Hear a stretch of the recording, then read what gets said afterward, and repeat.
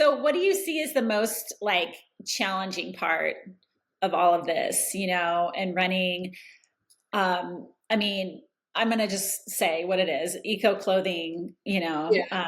business, which we can talk about like if you know anybody that is in a clothing business, clothing design business that is not eco and what the differences would be. I think it would be more like, we could talk fast fashion if we Yeah. could, but, what do like if the most challenging part and maybe how that's different than if somebody that is not in that, kind of, Hmm. the eco side of it. Yeah. Well, I think early on it was just making people aware of the importance of eco-ness. So then you have to make them aware of the dangers of, the toxicities and stuff in the fashion industry, Yeah, so that which was is challenging. kind of like, yeah, because then I'm like, okay, am I supposed to bring up a bunch of negative things in order to show what we're doing? And you have to like educate people, Yeah, it's so sure.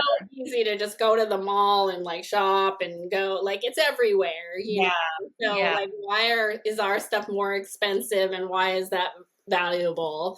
So right. definitely educating people. How did you do that? Would you just have to like start talking to them? I feel like it used to be more like visual where you could like have things written for people. And I think that's changed, how everything is done now. Yeah.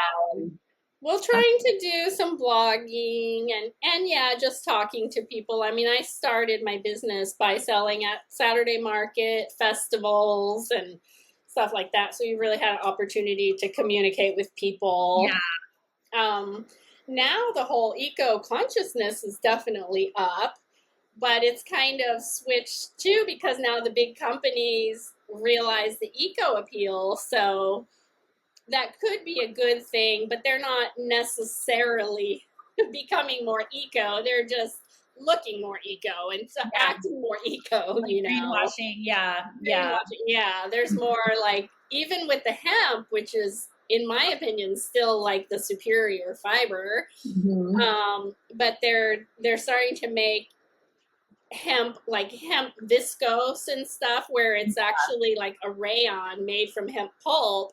It's Yeah, not the same hemp pulp and a bunch of chemicals. right, So right. it's not the same as actually using hemp fabric. But now we have to let people know about that because there's all these like companies that are like, we use hemp, and it's like, they're still not doing it. Yeah, yeah.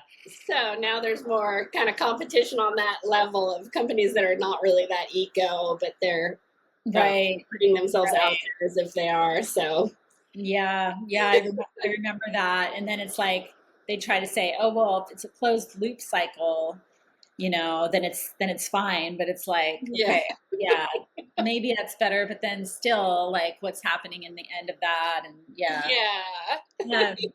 Yeah, so speaking of like other fabrics, because I know, so how did you decide to just focus on like the hemp and you do like hemp? You've had some